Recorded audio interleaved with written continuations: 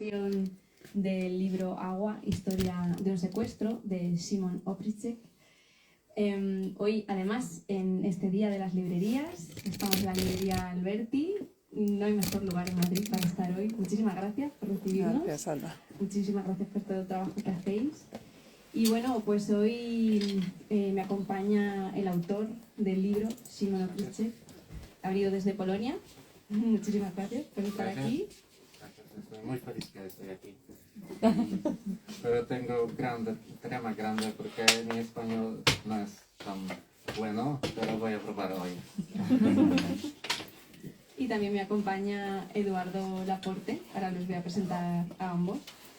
Quería agradecer también al Instituto de Cultura de Polonia. Muchísimas gracias también por todo el trabajo que hacéis, por el apoyo y gracias por estar aquí hoy.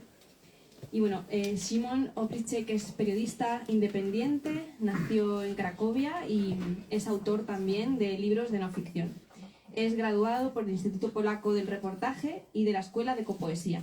Ha trabajado en África, en el Cáucaso y América Latina, siempre con especial atención a los derechos humanos, a la crisis climática y las migraciones. Es coautor de varios libros sobre América Latina. Uno de ellos se titula Bailamos solo el Día de los Difuntos, que es una serie de reportajes que muestran el continente de una forma pues más allá de los tópicos, y Cultiva tu libertad, un libro sobre Uruguay. Ha ganado varios premios, uno de ellos es el Pen of Hope de Amnistía Internacional en 2021, por la serie de reportajes Mi crimen es mi pasaporte. Es también finalista de la beca Richard Kapuscinski y del premio Teresa Toranska de Newsweek. Además ha recibido el premio Magallanes por Ya solo bailamos en el Día de los Difuntos y recientemente, bueno, hace unos días, la semana pasada, le han nominado para el premio de la Asociación de Prensa de Polonia, PAP, Richard Kapuscinski, así que enhorabuena y bueno, esperamos que es a finales de noviembre, ¿no? Cuando dan los premios. Bueno, esperemos que tengas mucha suerte. Es una serie de reportajes sobre el fentanilo. Sí, sobre los carteles y ¿cómo se dice? Como los carteles que envían los de fentanilo a Balcanes y a Europa central, podemos Los decir. traficantes. Entonces, ¿cómo? Traficantes. Traficantes, sí, traficantes. Sí. Ahora también le preguntaremos sobre eso para que nos explique un poco más. Y también está con nosotros hoy Eduardo Laporte, es escritor y periodista. Trabaja para El Correo de Bilbao y el suplemento literario Territorios, Cuadernos Hispanoamericanos, y además es coordinador de República de las Letras, la revista literaria de ACE, Asociación Colegial de Escritoras y Escritores. Es autor de los libros La vida suspendida, editado por Señor Scott, en presencia de Batiato de Sílex, o un libro sobre duelo, sobre la muerte de sus padres, que escribió a los 26 años, llamado Luz de noviembre por la tarde en De mi Paz. Desde hace años lleva el proyecto de escritura personal Diario a ninguna parte, cuya próxima entrega se prevé para el año próximo. Y además colabora con Itineraria en la revisión de textos de muchos de nuestras publicaciones.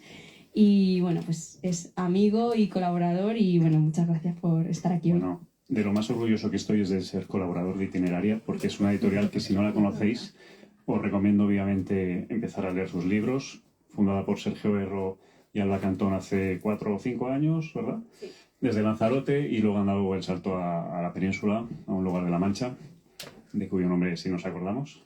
Y bueno, libros como Agua yo creo que son pues una joya y un acto de amor al libro. Es una editorial especializada en viajes y también este libro se puede ver como un viaje pues al centro de México, a una serie de problemas, de corrupciones, de políticas que bueno, ahora Alba glosará con un breve resumen, pero creo que es un libro muy valiente, como valiente su autor Szymon, al que acabo de conocer hoy, pero que me quitó el sombrero porque a mí me decían, qué valiente eres, ¿no? Cuando escribía mis libros autobiográficos en los que como mucho consignaba alguna intimidad y algún detalle de mi vida privada, pero lo realmente valiente es ir a asuntos de calado público en los que casi te puedes jugar hasta el tipo.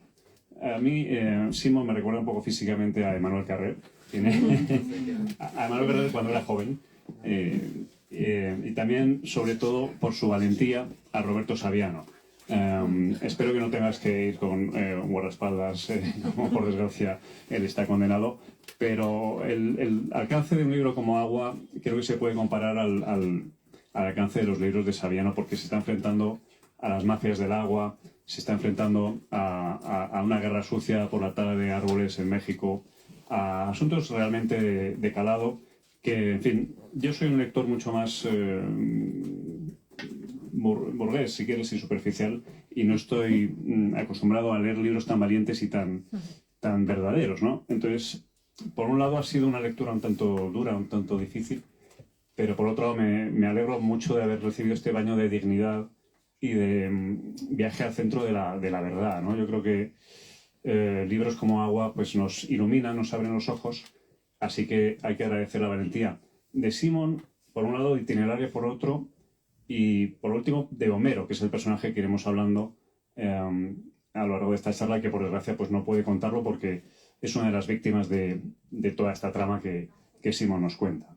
Así que bueno, si quieres ahora resumir un poco las claves del libro y comenzamos. Sí, voy a empezar explicando un poco el libro y ya empezamos a hacer preguntas al autor. Bueno, Agua, historia de un secuestro, es una serie, bueno, es un reportaje, es un libro de no ficción en el que Szymon Obrzyczek empieza investigando, se va a México a investigar la desaparición de Homero Gómez, que fue un activista por las mariposas monarca en Michoacán, en México. Estas mariposas pues son migratorias, realizan un viaje cada año de 5.000 kilómetros desde Canadá hasta Michoacán, que es en el centro de México.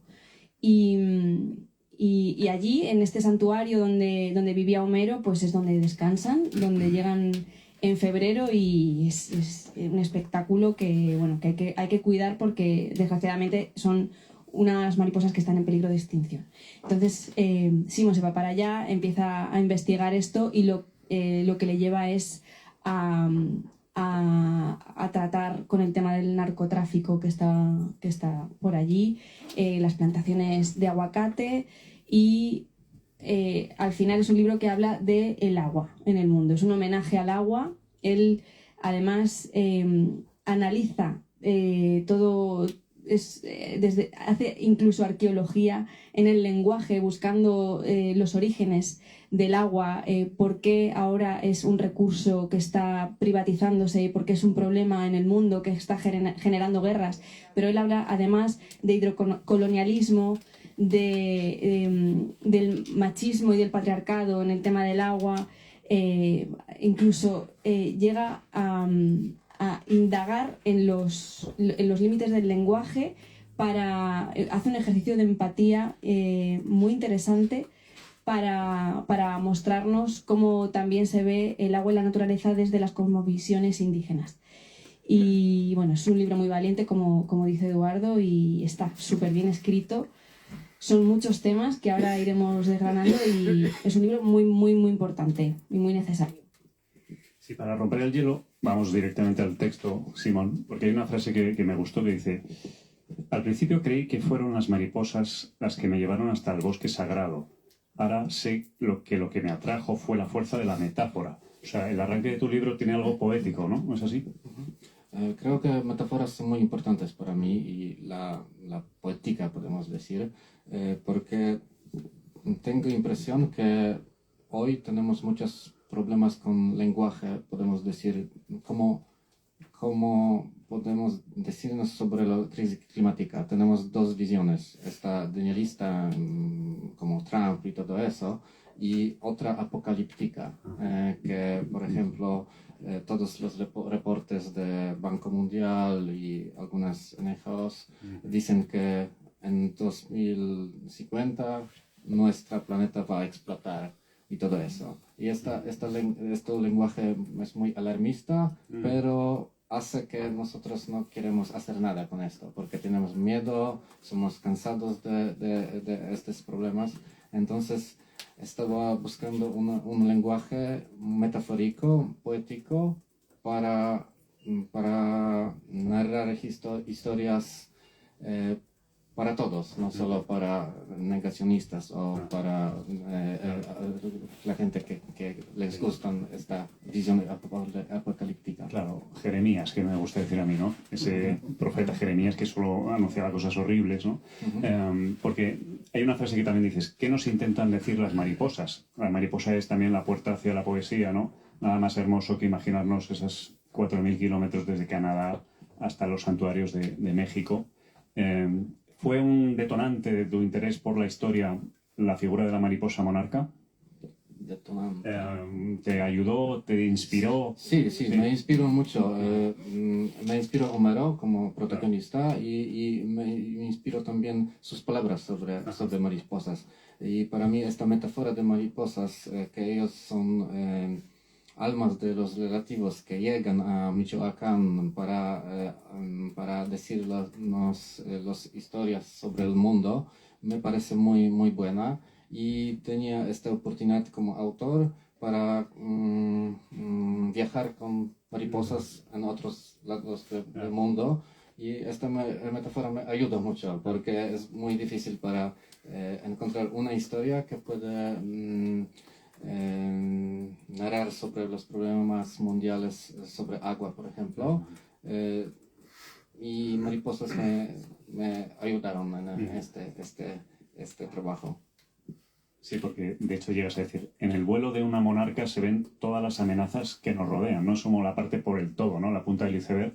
Ahora parece que están en peligro de extinción, como decía Alba, se han perdido un 22% en el último año y bueno, es una cosa espectacular, se lo podéis ver en YouTube. De hecho hay un documental, luego hablaremos del documental sobre Homero, pero en fin, ¿cómo interpretas tú esta pérdida, esta amenaza de las mariposas como, bueno, el símbolo de que estamos haciendo las cosas mal, ¿no?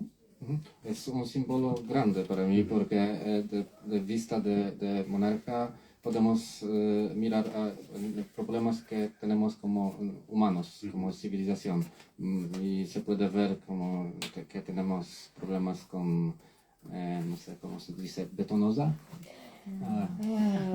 Hormigón por todas las partes. Sí, y por ejemplo tenemos problemas con minas, con los bosques, y todo es conectado con el agua. Y agua es siempre, como autor, escribí historias sobre derechos humanos o sobre problemas con naturaleza, y por ejemplo en Argentina sobre monoculturas de soya, pero agua fue un actor de segundo plan. Y ahora quería que el agua fue una actriz de primer plano, una protagonista. Y fue muy difícil para encontrar una una red. Un hilo conductor. Como Sí, para mezclar estas historias o algo así. Y mariposas me ayudaron y esta metáfora, y creo que también el lenguaje de los pueblos indígenas, que es muy importante porque es otra visión del mundo y otra visión de nuestras relaciones con naturaleza y sus ideas me dan inspiración para narrar historias. ¿A qué lugares has viajado para hacer este libro? Oh my God. México, Colombia, Irak, Marruecos, España también, pero no hay esta historia en el libro. Panamá, pero también no hay en el libro este capítulo. Chile, muchas. Argentina, muchos viajes, sí, Ecuador. Pero más importante fue un viaje a frontera entre Polonia y Bielorrusia, porque este tema de migrantes climáticos es un tema más importante para mí y se empezó en 2021. Tuvimos en Polonia muy grande crisis humanitaria. Primera vez en historia de Polonia democrática, podemos decir. Y esto fue una experiencia especial para mí. Entonces, tuve esta idea para narrar una historia sobre los migrantes climáticos y tenía visión que esto va a ser en India y Bangladesh, pero cuando llegaron problemas con migrantes, no es buena palabra, pero cuando llegó esto a Polonia, decidí que quiero aprender este fenómeno y empezó mi viaje desde Istambul por Belarus. Viví en bosques en Belarus y trabajé con los migrantes en bosques y después llego a Polonia. Entonces esto fue una viaje más importante, más cerca de casa. Sí, sí. Luego el libro, a pesar de tratar temas tan claves, ¿no? del medio ambiente, el ecologismo y demás, para que no fuera demasiado frío, tú lo alimentas con la trama humana de Homero, ¿no? Que es un activista cuya figura os animo a conocer, ¿no? Porque, bueno, él está luchando por defender, en un sentido poético, las mariposas, porque las mariposas suponen pues, que se preserven los árboles, la reserva de la biosfera de la zona en la que vive, o campo, ¿verdad? Sí. Y lo que pasa es que hay una tala ilegal con la connivencia de los gobiernos y de la policía y de las autoridades que está esquilmando esos campos, ¿no? Y para producir aguacate, que es un poco el oro verde, un aguacate que paradójicamente los mexicanos no prueban, porque va directamente a las mesas de España, Holanda, Francia. En fin, todo esto para decir que cómo conociste a Horacio, si lo conocías desde antes, cómo fue tu... A Homero, perdón. Homero, sí, me voy a un poeta latino. Sí. Se parecen. ¿Cómo lo conociste? No, nunca le conocí. Bueno, pero su historia, vamos. Su historia encontré en medios de prensa mexicana, porque cuando empecé a trabajar con este libro, tuve idea que voy a escribir algunas historias de otros lados. Y primera elección fue Panamá. Elección, sí. Fue Panamá y estuvimos con mi familia, con mi niño, 2 años este tiempo, en islas de Gunayala, muy bonitas. Ustedes conocen la serie Casa del Papel. Segunda temporada se empieza en Islas Bonitas, pero estas islas no son tan bonitas y tienen muchos problemas porque el nivel del mar se aumenta cada año, entonces la gente va a mudarse para el continente.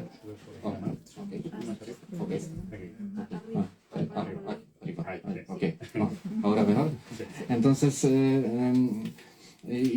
cuando estuvimos en Panamá, primero en esta isla y después en jungla, en Tribunazo, la pandemia se empezó y para mí fue un desastre porque como reportero quiero trabajar con la gente como en vivo, no me gusta Zoom y todo eso, entonces siempre estoy viajando y durante la pandemia no podría, entonces y México fue un país abierto, único en América Latina, fue muy fácil y cuando encontré la historia de Homero tenía esta idea que voy a escribir un capítulo y esta investigación fue muy interesante porque en todos lados, todos hilos de esta historia me conducieron a agua.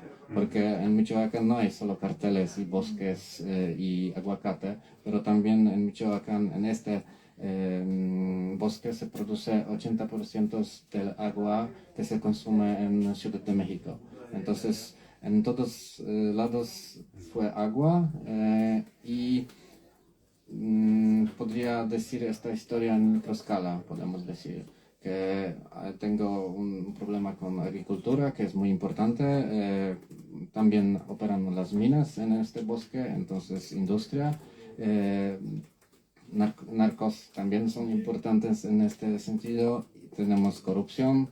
Todo es en este mundo pequeño. Entonces decidí que esto va a ser mi primera historia y también tuve esta idea que los polacos no les gustan los libros sobre crisis climática. Nadie quiere leer este tipo de libros y porque hay muchos negacionistas, también en España, pero polacos son muy negacionistas. Entonces nuestro gobierno, ellos les gustan como carbón y todo eso. Entonces derechistas y izquierdistas, ellos son locos por carbón. Entonces tuve esta idea que un libro vendido como un criminal, true crime, podemos decir, va a ser más interesante para los negacionistas y voy a cambiar el mundo, pero no funcionó. No sé si te inspiraste, ayer lo presentasteis en la Biblioteca García Márquez de Barcelona, en el Noticia de un secuestro de García Márquez.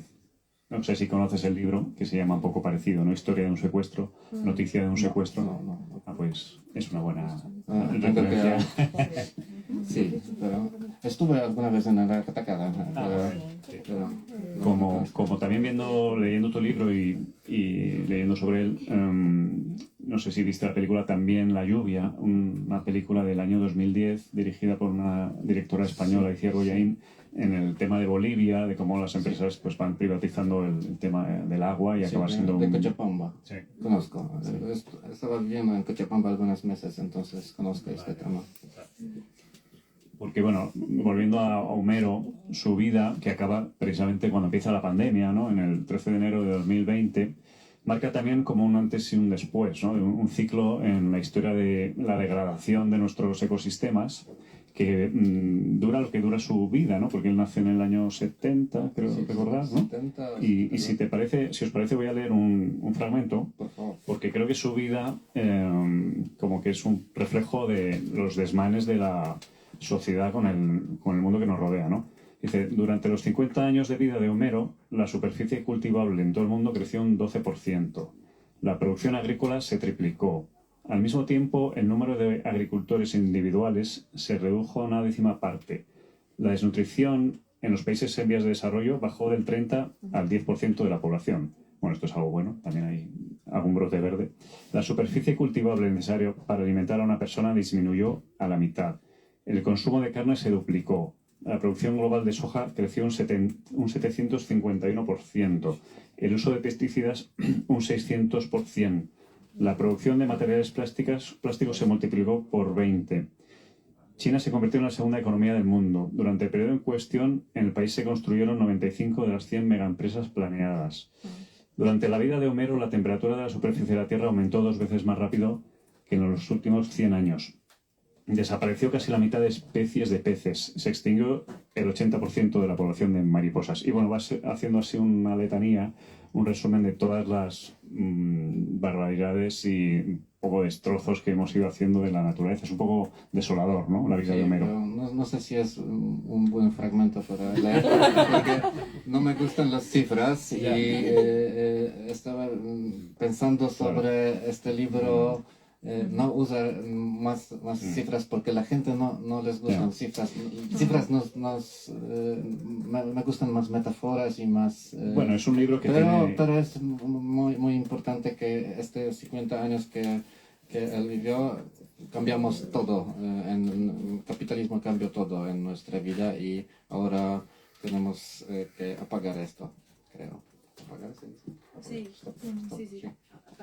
Parar. Y bueno, luego el consumo global de agua, voy a dar otro dato, se triplicó y la disponibilidad de agua dulce por persona bajó un 48%, ¿no? Es paradójico cómo no hemos conseguido todavía solucionar o lidiar con esta escasez de agua, ¿no? En un mundo en el que el 97% del agua es salada, ¿no? El otro día en Lanzarote, que estuvimos presentando otro libro, pues hablábamos de la crisis hídrica que vive Lanzarote. Por ejemplo, con el tema de fugas, ¿no? La mitad del agua de Lanzarote se va por las cañerías, por lo visto, cosa que en Israel está súper estudiado y no hay ninguna fuga, ¿no? O sea, el agua está como oro. Ese es otro tema que tratas con mucho interés, y hablas del apartheid acuático, ¿no? Cómo la guerra entre Israel y Palestina también se libra por las cañerías y las tuberías. Háblanos un poco de eso si quieres. Israel es un buen ejemplo porque ellos tienen mejor tecnología al mundo conectada con agua. Ellos controlan cada gota en agricultura, en industria, también en todos lados. Tienen mucha cultura conectada con agua, también en la escuela. Tienen clases sobre el agua, pero como controlan cada gota, pueden también hacer cosas malas, podemos decir, en Gaza, por ejemplo.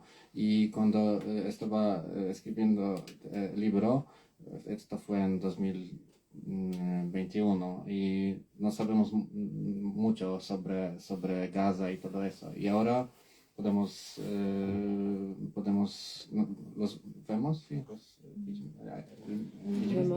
sí, los problemas que están en Gaza, pero en todos lados hay este tipo de problemas. Podemos ver también en África del Sur, por ejemplo, o en Egipto y Etiopía, por ejemplo, en América Central.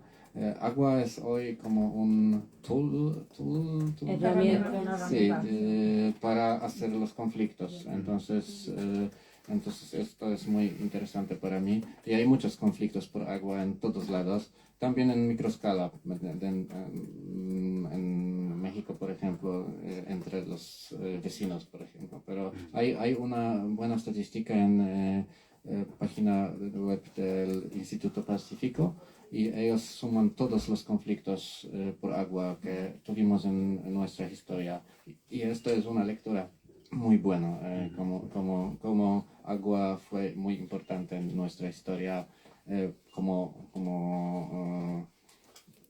un tool de conflicto. Sí. Sí, la verdad es que el agua es básico, es vital y es el inicio, ¿no? de la guerra, el conflicto. Lo primero que hace cuando se establecen en Jerusalén, ¿no? Que todo eso lo cuentas, es cortar el agua y dejar sin agua a los palestinos, ¿no? Es increíble. Y ¿Puedo decir una cosa? Porque en Polonia, cuando estoy hablando sobre los migrantes, la gente son muy, ¿cómo se dice? Muy nerviosos y van de mis encuentros. Entonces puedo decir ahora, por ejemplo, cuando tuvimos crisis migratoria en 2021 en Polonia, yo estaba en Belarus y encontré muchos migrantes de Irak y los kurdistanos de Irak. Y todos me hablaron sobre el agua, y llego a Irak para aprender este fenómeno.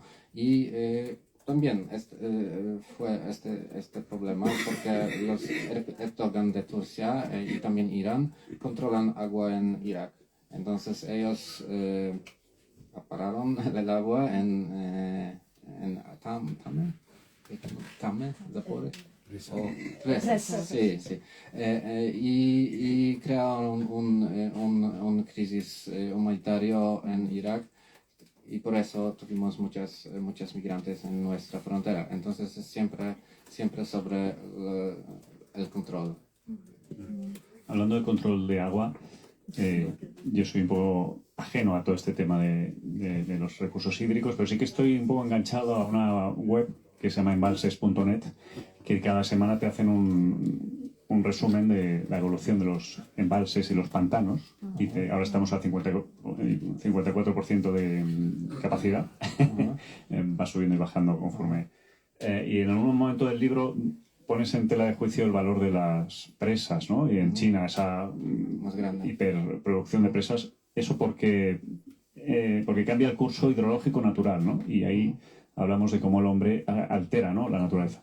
Pero las grandes presas del mundo construyeron por dinero del Banco Mundial, en Chile, en China, en México también. Entonces, esto fue una moda en años 50 para crear presas más grandes y más grandes. Y ahora se desconstruyen en los Balcanes, también en España, creo. Y ahora tenemos otra ideología, entonces no sé qué es bueno, pero las presas no son buenas para, desde el punto de vista de social, porque la gente tiene que cambiar las casas y que tienen que irse de estos terrenos, y también por agua, porque los grandes, ¿cómo se dice? Embalses. Sí. ¿Cómo se dice? Że jakby Pantano. akwiferos, tak, że właśnie woda szybciej paruje i ją tracimy. Pues se evapora más rápidamente el agua. Sí. Entonces hay muchos problemas con esto. Claro, y eso yo creo que liga con una idea nuclear de tu libro, que no sé si quieres, si no te importa que lo lea también, que es la hipótesis de Gaia, que a mí me recuerda un poco a las tesis de Spinoza, el filósofo Baruch Spinoza, cuando habla de la conciencia cósmica y de la naturaleza como un todo interconectado, que luego a su vez retoma Humboldt, que considera el primer ecologista, ¿no? Hace 200 años él habla ya de que todo está unido y no podemos pisotear una cosa porque afecta a otro, ¿no? Dice, James Lovelock, un biólogo británico, fue aún más lejos. En 1972 planteó la hipótesis de Gaia. Según su teoría, todos los seres vivos que habitan la Tierra actúan de manera colectiva para mantener en nuestro planeta condiciones óptimas para la vida. Lovelock percibía a Gaia asociada con la madre Tierra como una unidad que integraba a todos los seres vivos, pero también los océanos, el aire y la tierra. Esto es una idea un poco básica, la Pachamama, ¿no? Pero que se nos está olvidando y es un poco... Jamás deberíamos olvidar la hipótesis de Gaia, ¿no? Pero en estas cosmovisiones de pueblos indígenas, Madre Tierra es muy importante todavía. Entonces creo que es una moda para hacer, por ejemplo, las leyes para los bosques ahora y para los ríos. Esto fue su visión y ahora tenemos, podemos decir, las visiones modernas conectadas con esta visión y funcionan en algunas partes del mundo. En Colombia, por ejemplo, en Ecuador. Sí, me gustaría hablar de esto, porque tú nos invitas también a través del libro a pensar de otra forma. También a través de una entrevista, voy a leer también un fragmento. ¿Y qué pasa si resulta que todos somos verbos?, preguntó. No supe qué contestarle. ¿Nosotros? ¿Verbos? Enseguida se percató de mi perplejidad. Cuando tratas a los abetos o a las mariposas como sustantivos, los privas de autonomía. Te sitúas en una posición superior y asumes que sabes más, explicó con la voz profunda de un locutor de radio. Como especie, llevamos menos tiempo en la Tierra que ellos. Nunca aprenderás el lenguaje de la naturaleza si sigues pensando dentro de las categorías del mundo occidental. La mayoría de las lenguas indígenas que conozco no utiliza sustantivos. El inglés, imagino que el polaco también, lo cosifica todo, y con ello limita la comunicación. Vosotros, con vuestra visión occidental, queréis controlar la naturaleza a través de categorías y clasificaciones. Es un lenguaje de dominación, fruto de la creencia en una supuesta superioridad. Detrás de ello subyace la idea de que la mente racional humana reina sobre los demás seres vivos. En el idioma de mis antepasados no existía el concepto de dominación. No podemos dominar la Tierra porque estamos en una relación de igualdad con ella. Cuéntanos sobre estas entrevistas, sobre... No, este chico es Chekasin Goskors, un activista del pueblo, no sé cómo se llama, pero de Estados Unidos, y él es activista indígena. Y fue una gran experiencia hablar con él, porque me cambió todo sobre el lenguaje y sobre las relaciones con la naturaleza. Y también tuve esta experiencia para hablar con Sonia Ramos de Chile, una activista, dicen que es una gran abuela de activismo en Chile conectada con el agua. Y ellos dicen que tenemos que cambiar nuestra ideología, que, por ejemplo, no luchamos por Madre Tierra, porque nosotros somos Madre Tierra, entonces luchamos por nosotros. Y esto cambia todo. Y yo creo que el lenguaje es muy importante y el lenguaje crea el mundo y las palabras son que usamos y crean nuestras relaciones entre nosotros, entre otras especies y si nosotros somos verbos, por ejemplo, y cuando en nuestra lengua, ¿cómo explicar? Si tratamos naturaleza como nuestros vecinos, podemos decir, o relativos, se cambia todo. No hay esta dominación como tenemos en nuestras lenguas, en español o en polaco también. Entonces, para mí fue un experimento mental, podemos decir, para tratar otras especies y también el agua de otra manera. Sí, sí, es verdad. Y es una invitación a los lectores, a las lectoras, para quizá empezar a cambiar cómo vemos las cosas, ¿no? Y a través, además, del lenguaje, que es algo que ya pensamos que lo tenemos como preconcebido.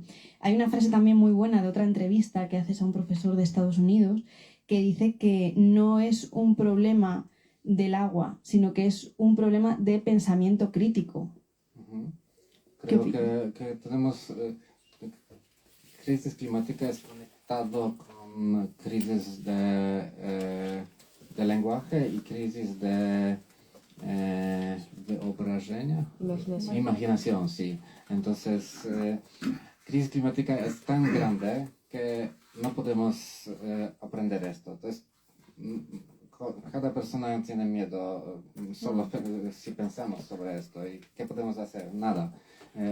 Por eso, si cambiamos, si buscamos nuestro nuevo lenguaje para decir historias, si buscamos metáforas, poesía, vamos a encontrar una sensibilidad. Entonces, creo que sensibilidad en este caso es más importante y es una cosa que va a cambiar nuestra visión de cambio climático. Y es primer paso para luchar. Totalmente. Sin embargo, la lucha parece encarnizada y es difícil encontrar luz, ¿no? Un poco en el retrato que haces y en concreto la situación en México, ¿no? Aquí todos queremos a México, hay editores que irán pronto a la Feria de Guadalajara, ¿no? Pero por otro lado, te asusta, ¿no? Desde fuera la violencia que puebla un poco su vida cotidiana y cómo llega hasta el punto de acabar con esas personas que se oponen a la corrupción, ¿no? Y México, pues hoy día es uno de los países con más asesinatos de activistas medioambientales, ¿no? Aparte de periodistas y mujeres por el mero hecho de ser mujer, pues, en fin. Hay unas frases aquí, dice, se oponía a la construcción de la presa, una ejecución delante de su esposa. Defendía a los desplazados por la presa, asesinado en un estudio durante la grabación de un programa en directo. Actuaba en contra de la construcción de la presa, le segaron la garganta. Luchaba contra la construcción de una planta hidroeléctrica, 6 heridas de bala. Defendía los bosques y luchaba contra el saqueo de agua, estrangulada en su casa. No sé si después de escribir este libro y conocer la historia de Homero, se te ha quedado la esperanza un poco seca, nunca mejor dicho. Esperanza seca. Poca esperanza. Sí. Yo tengo esperanza, por ejemplo, pero creo que yo estoy buscando algunos pequeños proyectos que nos dan esperanza. Por ejemplo, las mujeres de Marruecos, cazadoras del Niebla, por ejemplo, o mujeres de Jordania. Creo que mujeres van a cambiar el mundo y este proyecto para mí son en microescala proyectos que pueden cambiar el mundo. Y tengo esperanza porque creo que la educación de los pequeños, las generaciones más jóvenes, se cambia un poco. Por ejemplo, siempre estoy diciendo este ejemplo de mi vida. Soy de Cracovia, una ciudad con grande smog. ¿Smog se dice? Contaminación. Hace años tuvimos muchos problemas con esto. Y como niño siempre tuvimos estos dibujos de casas con chimeneas y con esto. Y ahora mi hijo, que él es en primer grado en escuela, pero hace años cuando estuve en kinder, ellos tienen estos dibujos sin chimeneas. Entonces se cambia alguno, pero es un ejemplo estúpido, podemos decir, pero creo que educación de los jóvenes es una esperanza para nosotros y tenemos que hacer todo para buscar esta esperanza en los jóvenes, Muy bien. en educación. Muy bien. ¿Sí? Gracias. Respecto a la historia de... Bueno, si quieres preguntar tú algo. Una pregunta por que favor. venía al caso. Es verdad que las mujeres están muy presentes en el libro. Me gusta mucho el libro porque descubre muchas historias muy importantes que no conocemos. Por ejemplo, las mujeres jordanas, que es un movimiento de mujeres que han aprendido fontanería. Ahora nos cuentas un poco sobre eso. Y también las mujeres de México, ¿no? Bueno, con el tema de los depósitos. Son al final sí. los más afectadas, que el agua, el problema Sí, del sí. agua. El patriarcado del agua es muy importante también en este libro y para mí es muy importante porque es esto fue una sorpresa para mí y quería dar voz a las mujeres porque, por ejemplo, en 80% de los casas sin acceso al agua en el mundo, las mujeres son responsables por transportar agua y todo eso. Entonces es una historia de violencia porque es muy peligroso para ellas para transportar. Y es muy importante para salud también de las mujeres porque en África ellos van como 5 o 6 kilómetros para tener esta agua y transportar a casa. Y tuve experiencia en Ciudad de México, en Iztapalapa, es un distrito muy peligroso, y estuve con un conductor del tanque con agua, y viajamos con esta pipa, dicen en México. De cada casa, en todas las casas esperaban las mujeres, solo los chicas. Y esto fue para mí una experiencia grande. Y él fue un machista y él me dijo, oh, qué buena, qué sexy, algo así. Y este paradoxo que tengo un machista que tiene agua y las mujeres que esperan por agua fue muy interesante y muy metafórico para mí. Pero una historia muy humorística porque yo sabía que él tuvo esta experiencia que le secuestraron. Las mujeres una vez le secuestraron a él, opróżniły, Le robaron robaron el agua sí. y fueron como algunas como ganadoras de este conflicto, podemos decir. Pero esta historia es muy metafórica también para mí. El libro ha tenido varias etapas. Primero publicado en Polonia, ahora en español, que se abre al mundo latino, a su gran público también, ¿no? Y luego la producción del documental de El guardián de las monarcas en Netflix, que supongo que no estaba previsto en el guión. ¿Cómo lo vives eso? ¿Qué te ha parecido verlo? ¿Cómo te has enfrentado a esa película? No ¿No lo has visto? No. Vale. ¿Te molesta o te da igual? O puede ser... No, quiero ver esta película, Vale. pero nunca tuve oportunidad para ver, entonces... Vale. Sí, el documental solo habla de Homero. Sobre Homero y mariposas, sí, pero no sobre el agua y investigación sobre el... Pero no tuve esta experiencia para ver. Y porque luego el libro sorprende por la cantidad de documentación que tiene, ¿no? O sea, aquí hay un montón de páginas de referencias. Es casi un trabajo, por un lado, muy riguroso, muy documentado, casi académico. A veces que luego tú conviertes en literatura, de ficción, pero bueno, te dejaste la piel escribiéndolo, ¿no? 5 años de trabajo y cada día cuando fue muy irritado, se dice, o muy cansado de este libro, decía a mi esposa que es un libro para decir chao para los lectores. Y ahora estoy trabajando en 2 libros, entonces no, se cambió mi mentalidad, pero esto fue muy... yo estoy muy cansado de este trabajo y ahora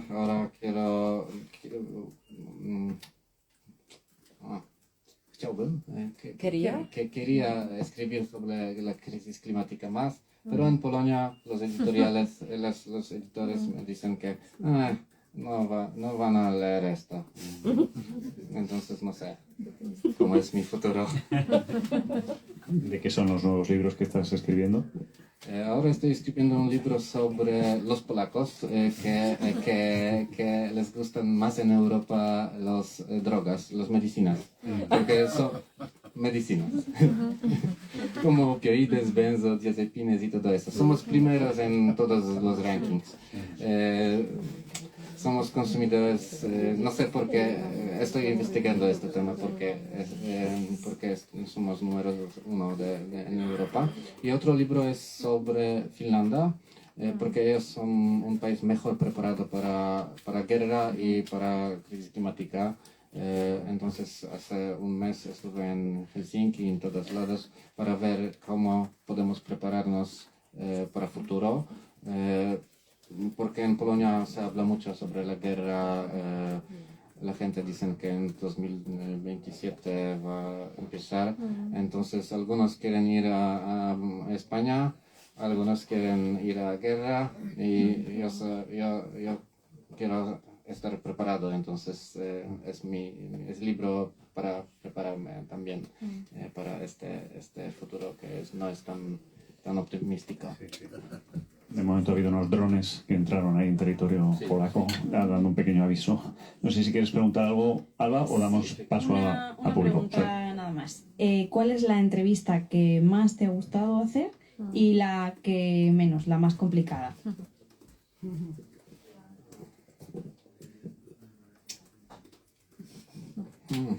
No, más interesante, puedo decir, fue más exitosa, podemos decir, fue con un miembro de cartel, señor Cuaderno, le llamaron, porque es una persona que es responsable por Karacz, ¿cómo se dice? Colectar dinero de la gente, como de vendedores de los tacos y también con extorsión, sí. Y es Mr. Cuaderno porque tiene cuaderno y nota. Y esto fue mi primera experiencia con miembros de cartel, entonces envié los pins de Google Maps a mi esposa. Y encontramos cerca de la iglesia en domingo a las 12. Pero esto fue muy amable. Él fue muy amable, hablamos sobre todo. Él fue muy interesado porque hay un polaco loco que quiere encontrar con él. Esto fue muy interesante y más difícil fueron las entrevistas en los bosques de Belarus, porque hablamos durante la noche, tuvimos como 10 minutos porque los guardianes de la policía belarusa estuvieron en todos lados, entonces yo tuve miedo que me capturan. Y me capturaron, pero yo decía que soy ornitólogo y después sin problemas, pero fue un poquito estresante. Mi esposa me dice que última vez zgodziła się? Aceptó mi idea, pero ahora estoy trabajando sobre una historia sobre los narcotraficantes en España también, pero en Europa los cocineros, como en México se llaman cocineros, pero son químicos de los laboratorios. Y hace 2 semanas hablé con un señor que trabaja cerca de Madrid y tiene un laboratorio. No tengo acceso a este laboratorio por ahora, pero estoy intentando. Y esta historia es muy interesante porque Polonia ahora es un centro, podemos decir, epicentro de los carteles. Tenemos muchos problemas, 3 laboratorios en el último año, y ellos ahora trabajan en Europa, entonces todo se conecta en mi vida. Y los miembros de Sinaloa, el primer encuentro fue en México, pero ahora nos conocemos en Polonia también, entonces es loco, pero trabajan. Bueno, como veis, Simón no se arruga ante el peligro ni las dificultades, y todo ese esfuerzo y esa dedicación se traduce en un libro palpitante, valiente y vibrante. No sé si alguien quiere preguntar algo. Yo creo que estaría bien para culminar el acto con un par de preguntitas. O si no, lo seguimos haciendo nosotros. Pero... Yo no tengo ninguna pregunta. Yo no tengo ninguna pregunta. Yo quiero felicitarte. Quiero felicitaros a los dos, a la editorial. Este libro me lo regalaron hace como un par de meses, en mi cumpleaños. Y me parece un libro completísimo. Venía pensando qué más voy a aprender del autor, y además estoy aprendiendo más todavía de los tres, ¿no? Del autor y de los... Es valiente, como bien decís vosotros, y me ha interesado especialmente, pues eso, la importancia que le das, la relevancia de la mujer. Me parece, bueno, es que no te quedaba más remedio. Quiero decir que es que la mujer está ahí, pero tú lo has hecho, lo has evidenciado. Las entrevistas también me han interesado muchísimo. Entonces, a pesar de esos datos que ha leído el compañero, es un libro que se lee muy bien, que es duro por lo que cuentas, pero que el estilo te invita a seguir leyendo.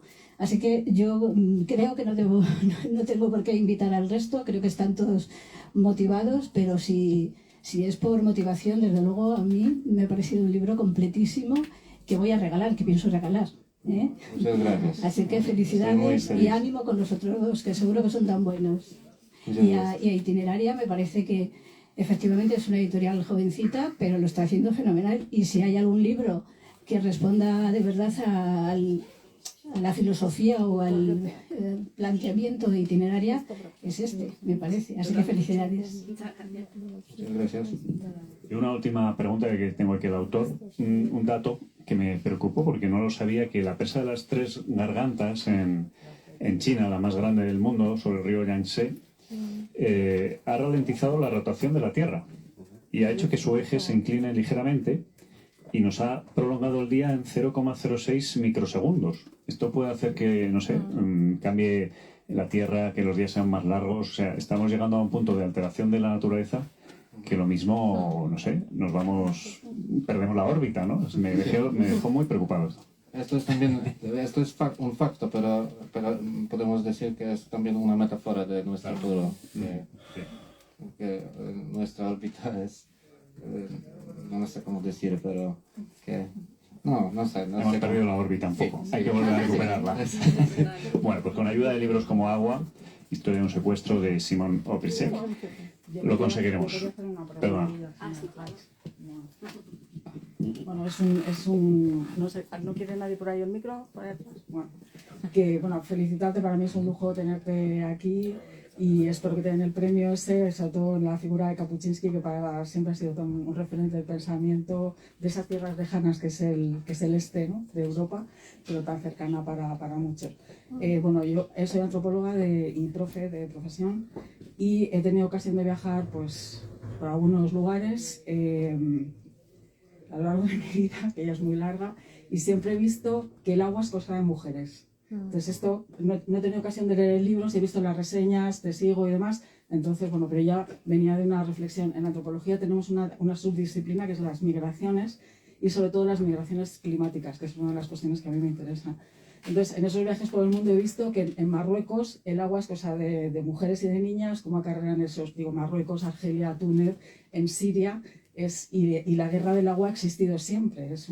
De hecho, para los que os interese un poquito saber más, la guerra del Rif la ganó Marruecos por los pozos.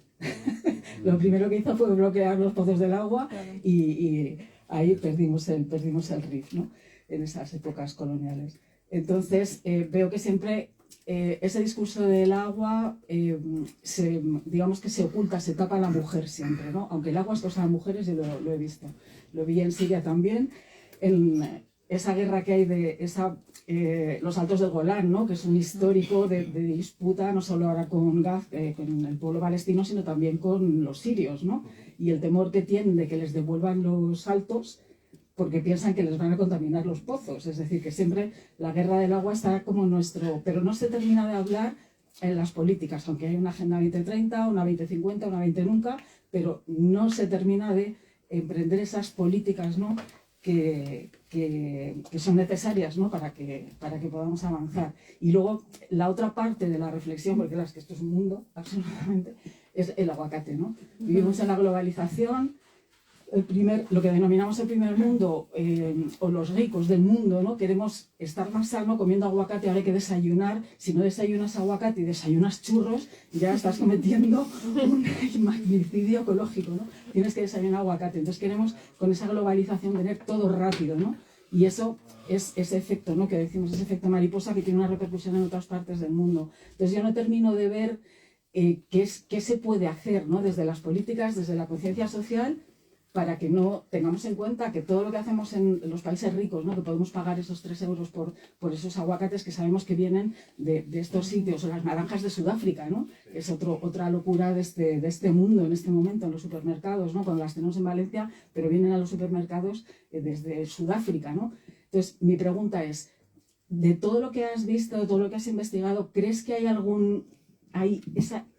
ese cambio donde se puede producir, ¿no? ¿Dónde está esa línea, ¿no? Que marca qué se puede hacer, ¿no? Para mejorar y que el agua se considere como un bien que se agota? Oh, madre mía. Ya, es que la culpa es tuya, que el libro es tremendo, entonces tocas a tu Y tiene que responder en 1 minuto. No tengo la respuesta también en polaco, es muy complicado. Pero creo que es una película documental de Grab, es muy buena, donde puedes ver todos los efectos de industria alimentaria y todo eso. Y por ejemplo, cómo piensa, por ejemplo, Putin sobre el futuro de alimentación. Y ahora ellos controlan la industria de carne, controlan de zboża, grano. Entonces vamos a tener una guerra sobre los alimentos. Entonces tenemos a parar el Putin primero y después pensar sobre las leyes, sobre la geopolítica en el futuro. Pero no tengo idea cómo hacerlo, entonces no soy buena persona. Pero puedo recomendar también una antropóloga que trabaja con mujeres y agua. Se llama Sara Ahmed, de India, muy buena persona y ella es muy interesante. Pero perdona, no tengo idea cómo solucionar todo el mundo. Bueno, pero el libro es verdad que nos hace reflexionar y eso ya es el primer paso. El primer paso, sí. Muchas gracias. Muchísimas gracias.